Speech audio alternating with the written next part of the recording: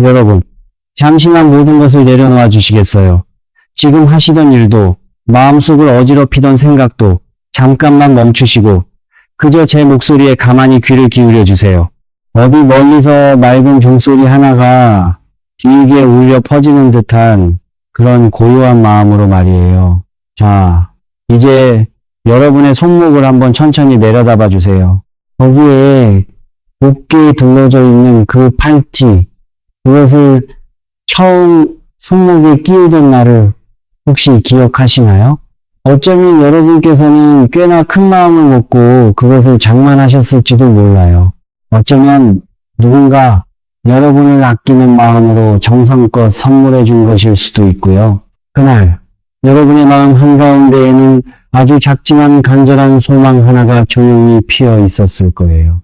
이걸 차고 나면 그동안 꽉 막혀 있던 일들이 조금은 풀리지 않을까.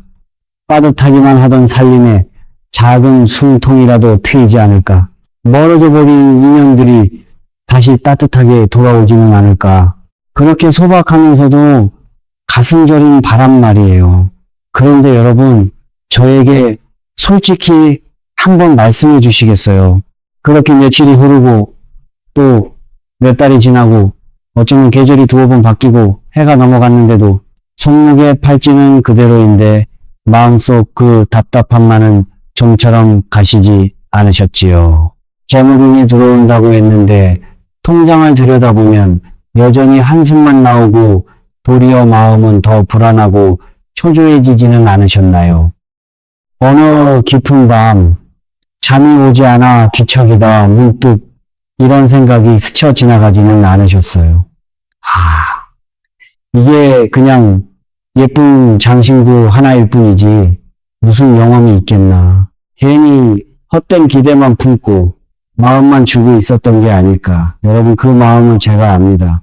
그 외롭고 허탈한 마음, 무언가에 기대고 싶지만 정작 손에 잡히는 것이 없는 그 막막한 심정을 제가 너무도 잘 알아요. 왜냐고요?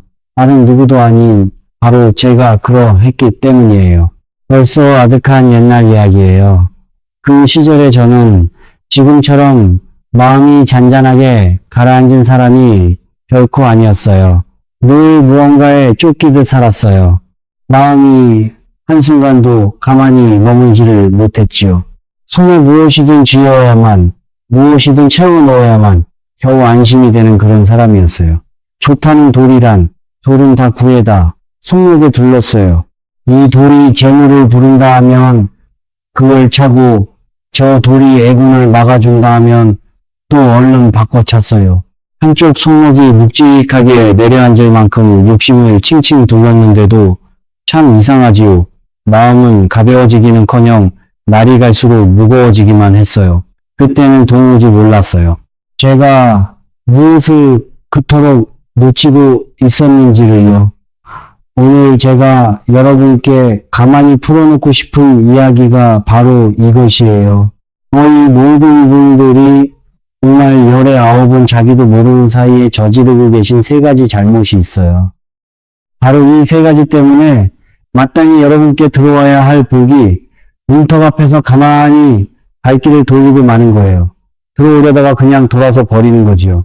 하지만 여러분 너무 마음 졸이지는 마세요.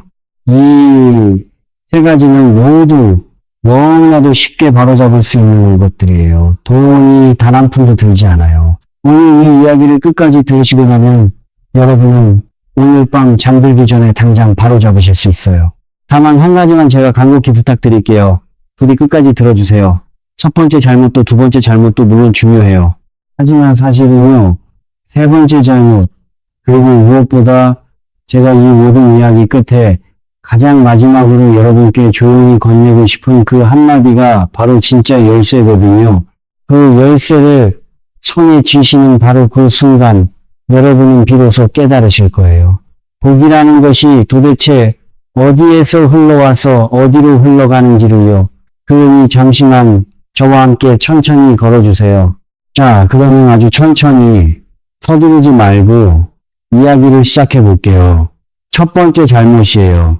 바로 팔찌를 잘못된 손에 차는 것이에요.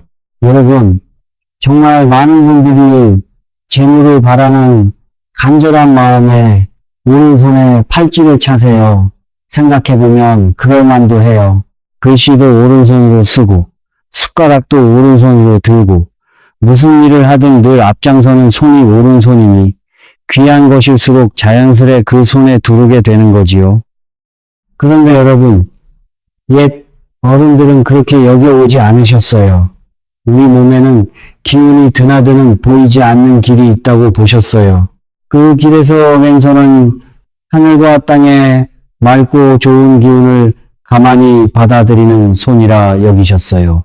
받아들이는 손, 안으로 들이는 손이지요.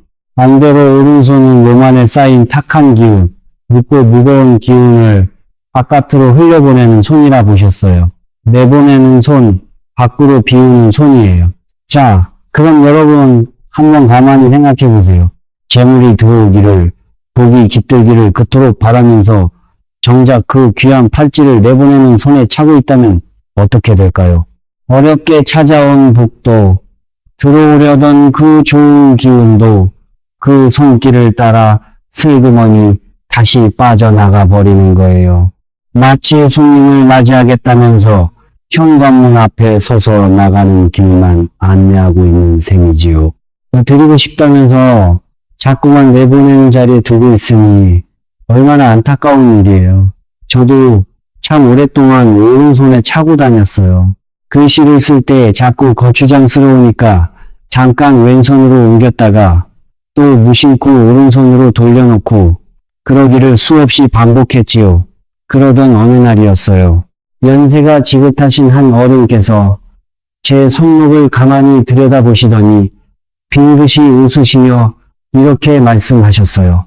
자네, 복을 부르고 싶거든 받는 손에 둘러야지 어찌하여 보내는 손에 두르고 있는가. 그 한마디에 저는 정수리를 한 대 맞은 듯 멍해졌어요. 그토록 간절히 바라면서도 정작 저는 제 손으로 복을 밀어내고 있었던 거예요. 그러니 여러분, 오늘 밤 잠자리에 들기 전에 한번 가만히 살펴봐 주세요. 만약 재물운과 복을 바라는 마음으로 팔찌를 차고 계신다면 그 팔찌를 조용히 왼손으로 옮겨주세요. 받아들이는 손, 안으로 들이는 그 손에 두르는 거예요. 이 작은 거 하나만 바꾸셔도 마음가짐부터가 달라지실 거예요. 아, 나는 이제 받을 준비가 되어 있구나. 그렇게요. 이제 두 번째 잘못이에요. 바로 자신의 타고난 기운과 맞지 않는 팔찌를 차는 것이에요. 여러분, 이 세상에 똑같은 사람은 단 한 명도 없지요. 얼굴 생김이 다르고 목소리가 다르고 걸어온 삶의 길이 저마다 다 다르듯이 사람마다 타고난 기운도 제각각이에요. 이 사람들은 이 세상 만물이 5가지 기운으로 이루어져 있다고 보았어요. 바로 오행이라는 것이죠. 나무의 기운, 불의 기운, 흙의 기운, 쇠의 기운, 그리고 물의 기운, 그리고 사람도 이 5 가운데 어느 하나의 기운을 더 짙게 품고 태어나요.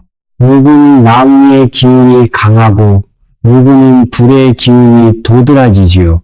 그런데요, 여러분, 사람들은 흔히 그저 남들이 좋다는 돌, 비싸 보이는 돌, 그저 눈에 예뻐 보이는 색을 고르세요. 옆집 누가 차고 나서 좋은 일이 생겼다더라 하면 똑같은 것을 얼른 따라 차고요. 하지만 여러분, 그것은 마치 더운 땅에서 자라야 할 나무를 추운 땅에 옮겨 심는 것과 같아요. 아무리 귀하고 값진 나무라도 제게 맞는 땅이 아니면 뿌리를 내리지 못하고 시들어버리지요. 좋은 것이 좋은 것이 아니라 나에게 맞는 것이 좋은 것이에요. 제가 여러분께 너무 어렵지 않게 가만히 일러드릴게요. 나무의 기운이 짙게 타고난 분은 푸른 잎사귀 같은 초록빛이 잘 어울려요. 불의 기운을 지니신 분은 붉고 분홍빛 또는 따뜻한 색이 맞고요. 흙의 기운을 타고난 분은 누렇고 흑빛 또는 황토색이며 갈색이 좋아요. 쇠의 기운을 가지신 분은 희고 맑은 빛, 우연하게 광택이 도는 색이 어울리죠. 그리고 물의 기운을 깊이 품으신 분은 깊은 바다 같은 푸른빛 혹은 그윽한 검은빛이 잘 맞아요. 저마다의 기운에 저마다 어울리는 빛이 따로 있는 거예요. 물론 여러분께서 당장의 내 기운이 무엇인지 알기는 어려우실 거예요. 그러니 너무 복잡하게 머리를 싸매지는 마세요. 다만 이렇게 한번 해보세요. 지금 차고 계신 팔찌의 색을 가만히 들여다보시고 그것이 손목에 닿을 때 내 마음이 편안한지 한번 느껴보세요. 어딘가 모르게 거북하고 자꾸만 눈에 거슬리고 차고 있어도 영 마음이 가지 않는다면 어쩌면 그것은 내 기운과 맞지 않는 것일 수 있어요. 반대로 마음이 고요해지고 자꾸만 손이 가고 들여다볼수록 마음이 차분해지는 색이라면 그것이 바로 여러분과 어울리는 빛일 가능성이 높아요. 여러분, 우리 몸은 참 정직하거든요. 맞지 않는 것은 머리보다 몸과 마음이 먼저 알아채요. 그러니 그 느낌을, 그 직감을 믿어보셔도 좋아요. 이제 세 번째 잘못이에요. 바로 팔찌를 너무 꽉 끼게 차거나 반대로 너무 헐겁게 차는 것이에요. 여러분, 이건 정말 많은 분들이 무심코 놓치는 부분이에요. 어떤 분은 팔찌가 흘러내릴까봐 걱정스러운 마음에 일부러 손목에 꽉 조이게 차세요. 또 어떤 분은 답답한 게 싫어서 헐렁헐렁하게 손목에서 덜그럭거릴 만큼 느슨하게 차고요. 그런데 여러분, 둘 다 좋지 않아요. 둘 다 기운의 흐름을 흐트려 놓아요. 너무 꽉 끼면 어떻게 될까요? 손목이 조이고 눌리면 그 안을 흐르는 피도 그리고 보이지 않는 기운도 답답하게 막혀버려요. 사람의 손목이라는 곳은 가느다란 길목 같은 곳이에요. 몸의 기운이 손끝까지 오가는 좁다란 통로지요. 이 좁은 길을 꽉 묶어버리면 흐름이 끊기는 거예요. 막히면 고이고 고이면 썩지요. 반대로 너무 헐거우면 어떨까요? 자꾸만 흘러내리고 손을 움직일 때마다 덜그럭거리며 제자리를 못 잡지요. 그러면 흐름이 자꾸 끊어지고 흩어져요. 머물러야 할 기운이 자리를 잡지 못하고 떠도는 거예요. 저는 팔찌란 손목을 둥글게 도는 하나의 물길과 같다고 여겨요. 그 물길은 막혀서도 안 되고 새어나가서도 안 돼요. 꽉 묶으면 물이 고여 썩고 너무 풀어두면 물이 새어 말라버려요. 그러니 딱 알맞게 손가락 하나가 사이로 들어갈 만큼의 여유. 바로 그 여유가 있을 때 비로소 기운이 손목을 따라 자연스레 돌고 또 도는 거예요. 너무 조이지도 않고 너무 풀어지지도 않은 그 중간. 여러분 곰곰이 생각해보면 우리의 인생도 이와 꼭 같지 않던가요? 너무 움켜쥐고 집착해도 탈이 나고 너무 놓아버리고 풀어두어도 흩어져 버리지요. 적당한 여유, 알맞은 거리, 그것이 손목의 팔찌에도 또 우리의 삶에도 똑같이 필요한 것이에요. 참 신기하지요. 자, 여러분, 여기까지가 손으로 바로 잡을 수 있는 세 가지 잘못이에요. 어느 손에 차는가, 어떤 빛을 두르는가, 그리고 얼마나 여유 있게 차는가. 참 단순하고 쉽지요. 그런데 여러분, 만약 제가 여기서 이야기를 멈춘다면 저는 여러분께 절반의 이야기밖에 드리지 못한 셈이에요. 정말 중요한 이야기는 이제부터거든요. 왜 그래야 하는지 그 까닭을 마음으로 알아야 비로소 진심으로 받아들여지는 법이에요. 그러니 조금만 더 저와 함께 머물러 주세요. 먼저 왜 왼손이 받는 손일까요? 옛 어른들은 사람의 몸을 하나의 그릇처럼 보셨어요. 그 그릇은 한쪽으로 가만히 받아들이고 한쪽으로 조용히 흘려보내며 균형을 이루어 가지요. 왼쪽은 열려서 받아들이는 자리, 오른쪽은 닫으며 내보내는 자리. 그래서 좋은 기운을 안으로 드리고 싶거든 받는 자리에 두라 하신 거예요. 이건 무슨 대단하고 거창한 학문이 아니에요. 다만 오랜 세월 수많은 사람들이 살아가면서 몸으로 느끼고 마음으로 새겨온 지혜인 거지요. 그 오래된 지혜에는 다 까닭이 있어요. 그 다음 왜 기운에 맞아야 영험할까요? 돌과 색이라는 것은 저마다 고유한 기운을 품고 있어요. 그 기운이 내가 타고난 기운과 자연스레 어우러질 때 마치 알맞은 땅에 심긴 나무처럼 비로소 싹을 틔우고 깊이 뿌리를 내려요. 아무리 좋은 씨앗이라도 맞지 않는 메마른 땅에서는 끝내 시들어버리지요. 팔찌도 꿀꿀해요. 나와 공명하는 빛, 나와 결이 맞는 기운이라야 내 안에 잠든 기운을 가만히 북돋아 일으켜주는 거예요. 남에게 좋았다고 나에게도 좋은 것이 아니라 나와 어우러져야 비로소 좋은 것이 되는 셈이에요. 마지막으로 왜 알맞은 여유가 그토록 중요할까요? 앞서 말씀드렸듯이 팔찌는 손목을 둥글게 도는 물길이에요. 그 물길이 끊기지 않고 끊임없이 흐르려면 막지도 새지도 않는 알맞은 길이 있어야 해요. 가만 보면 자연의 모든 흐름이 다 그렇죠. 강물도 너무 좁으면 넘쳐 범람하고 너무 넓으면 흩어져 말라버려요. 알맞아야 비로소 쉼없이 흐르는 거예요. 우리 몸의 기운도 우리 삶의 인연도 다 그러해요. 이제 여러분께 조금 더 깊은 이야기를 드릴게요. 팔찌가 그 영혼을 잃어버리고만은 꼭 피하셔야 할 것들이에요. 가만히 들으시면서 혹시 나도 모르게 그러지는 않았나 살며시 자신을 돌아봐 주세요. 첫째, 마음의 원망과 분노가 가득 찬 채로 팔찌를 차는 것이에요. 여러분, 마음이 흐리면 손목에 두른 물건도 함께 흐려져요. 누군가를 미워하고 깊이 원망하며 화로 들끓는 마음으로는 아무리 귀하고 값진 돌을 둘러도 그 돌은 그저 탁해질 뿐이에요. 그릇이 깨끗해야 맑은 물을 담을 수 있지요. 여기서 마음이 곧 그릇이고 팔찌는 그 안에 담기는 물이에요. 흐린 그릇에 맑은 물을 부어본들 그 물 또한 이내 흐려지고 말지요. 여러분, 오늘 한번 가만히 자신을 돌아봐 주세요. 혹시 마음 깊은 한 구석에 오래도록 풀지 못한 웅어리를 안고 계시지는 않나요? 그 웅어리부터 가만히 풀어주는 것, 그것이 어쩌면 가장 먼저 해야 할 일일지도 몰라요. 둘째, 팔찌를 한 번도 정성껏 씻겨주지 않는 것이에요. 사람도 하루를 살고 나면 땀이 배고 먼지가 앉지요. 그래서 저녁이면 몸을 씻어요. 팔찌도 마찬가지예요. 날마다 우리 곁에 머물며 우리 몸의 묵은 기운과 탁한 기운을 대신 받아내며 조금씩 무거워져요.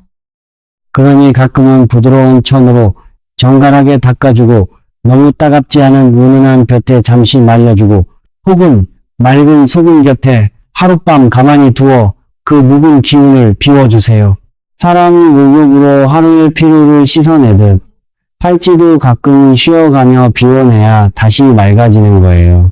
여러분, 혹시 한 번도 그리워주지 못하셨다면 오늘 그 팔찌에게 조용한 휴식 한 번을 선물해 주세요. 그동안 수고했다고요. 셋째, 내 팔찌를 자꾸 남에게 빌려주거나 끼워보게 하는 것이에요. 여러분, 팔찌란 오래 차다 보면 그 사람의 기운이 깊이 배어들어요. 마치 오래 입은 옷이 그 사람만의 채취를 먹은 듯이 말이에요.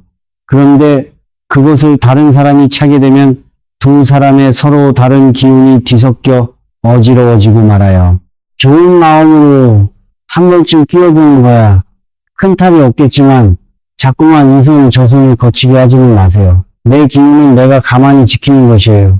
그것이 나를 지키는 작은 정성이기도 하고요.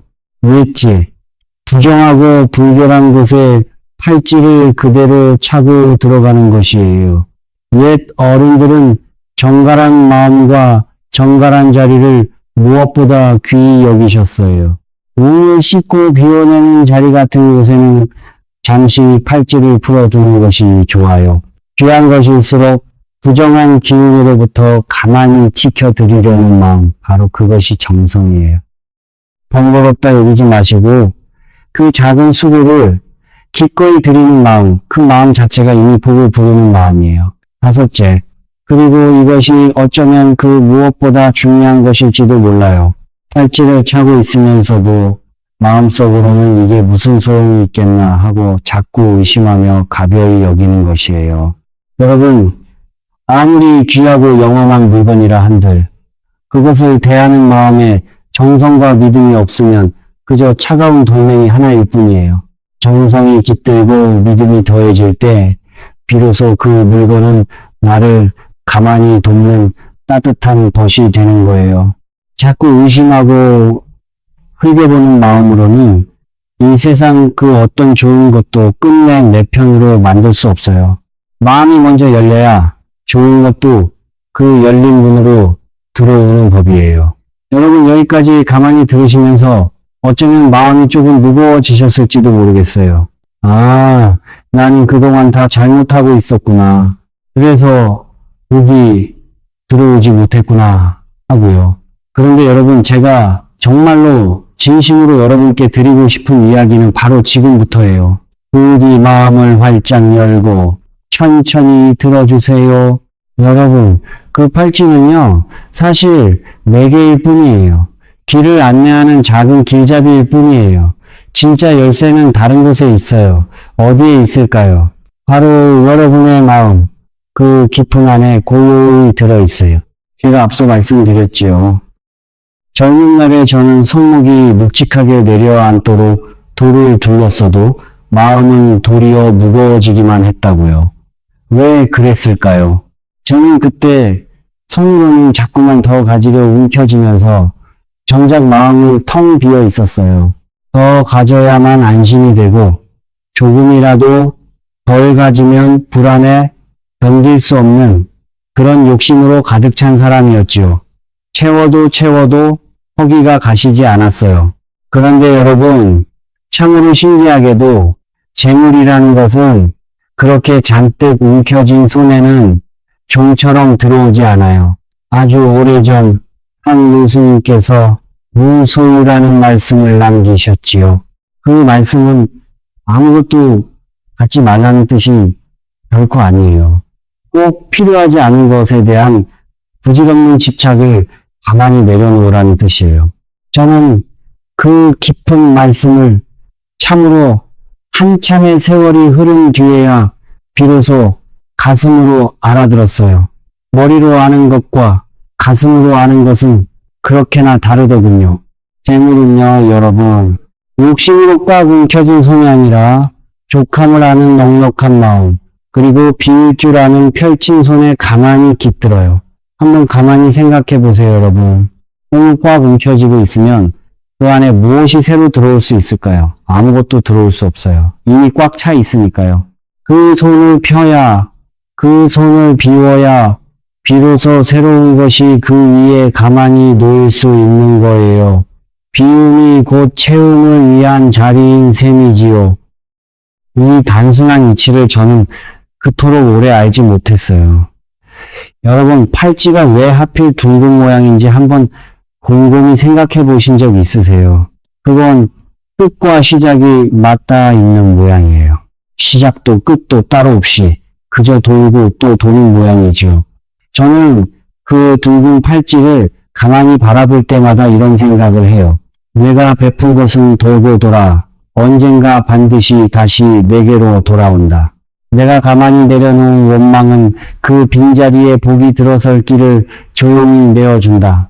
그 둥근 고리가 우리에게 말없이 일러주는 거예요. 움켜쥐지 말고 흘려보내라고. 그러면 그것이 돌고 돌아 다시 내게로 오리라고.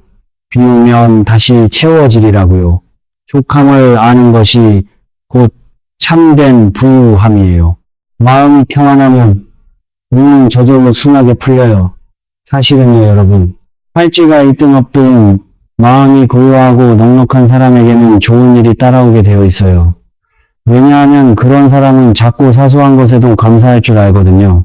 그리고 감사할 줄 아는 사람 곁에는 자연스레 사람이 모여요.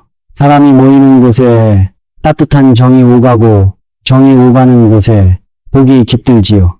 결국 복이라는 것은 사람을 통해 마음을 통해 흘러드는 것이에요. 여러분, 오늘 밤 잠자리에 들기 전에 그 팔찌를 가만히 한번 바라봐 주세요. 그리고 이렇게 마음속으로 조용히 말을 건네보세요. 그동안 내 곁을 지켜줘서 고맙다고. 오늘 하루도 무사히 보내게 해줘서 참 고맙다고요. 그렇게 감사하는 마음을 가만히 담는 순간 신기하게도 그 팔찌는 비로소 살아나기 시작해요. 차갑던 돌이 따뜻한 돛이 되는 거예요. 이건 팔찌가 변한 것이 아니라 그것을 바라보는 여러분의 마음이 따뜻해진 거지요. 그리고 바로 그 따뜻해진 마음이 여러분의 눈을 가만히 돌려놓기 시작하는 거예요. 이제 슬슬 이야기를 마무리할 때가 되었네요. 여러분, 제가 오늘 드린 긴 이야기 가운데 단 한 가지만 마음에 새겨가 주신다면 저는 그것으로 충분하고도 넘쳐요. 팔찌는 작은 것을 바꿀 수 있어요. 어느 손에 차는지, 어떤 빛을 두르는지, 얼마나 알맞게 차는지 그런 작은 것들 말이에요. 하지만 여러분, 진짜 큰 변화는요, 여러분이 차는 법을 바꾸고 그 다음 그 마음마저 가만히 바꾸실 때 비로소 찾아와요. 그때가 되어서야 운명이라는 것이 스스로 천천히 몸을 돌려 여러분 곁으로 다가오는 거예요. 손목의 물건이 운을 바꾸는 것이 결코 아니에요. 그 물건을 대하는 여러분의 그 마음이 운을 바꾸는 거예요. 왜 그래 왔어요? 제가 마지막으로 한마디만 가만히 남기고 싶어요. 손이 비어야 복이 들어오고 마음이 비워져야 평안이 깃든다고요. 꽉 움켜진 손에는 더 들어올 자리가 없어요. 원망으로 가득 찬 마음에는 평안이 머물 자리가 없고요. 그러니 비우세요, 여러분. 천천히 가만히 비우세요. 손에 쥔 욕심도, 마음에 맺힌 응어리도. 그러면 그 비워진 자리로 여러분이 그토록 오래 바라오던 것들이 소리도 없이 가만히 찾아들 거예요. 여러분, 어디 멀리서 맑은 종소리가 길게 울려 퍼지는 것 같지 않으세요? 그 고요한 소리를 가만히 들으며 오늘 밤은 부디 편안히 쉬세요. 손목의 팔찌도 그리고 여러분의 마음도 부디 가볍고 평안하기를 저는 진심으로 바라요. 그리고 여러분, 만약 오늘 제 이야기가 여러분의 마음 한구석에 작은 울림 하나를 남겼다면 부디 이 채널을 가만히 구독해 주세요. 저는 앞으로도 여러분 곁에 머물며 우리네 삶을 조금 더 평안하고 넉넉하게 가꾸어가는 이야기를 이렇게 가만가만 들려드리고 싶어요. 그리고 댓글에 지금 여러분이 겪고 계신 마음의 짐, 좀처럼 풀리지 않는 그 답답함을 가만히 남겨주세요. 저 혼자서야 다 풀 수 없겠지만 여러분과 함께라면 한 자락씩, 한 매듭씩 천천히 풀어갈 수 있을 거예요. 다음 이야기에서 그 답답한 마음을 제가 함께 가만히 어루만져 드릴게요. 오늘도 제 긴 이야기에 이렇게 끝까지 귀 기울여 주셔서 그 따뜻한 마음에 깊이 감사드려요. 여러분, 부디 평안하세요.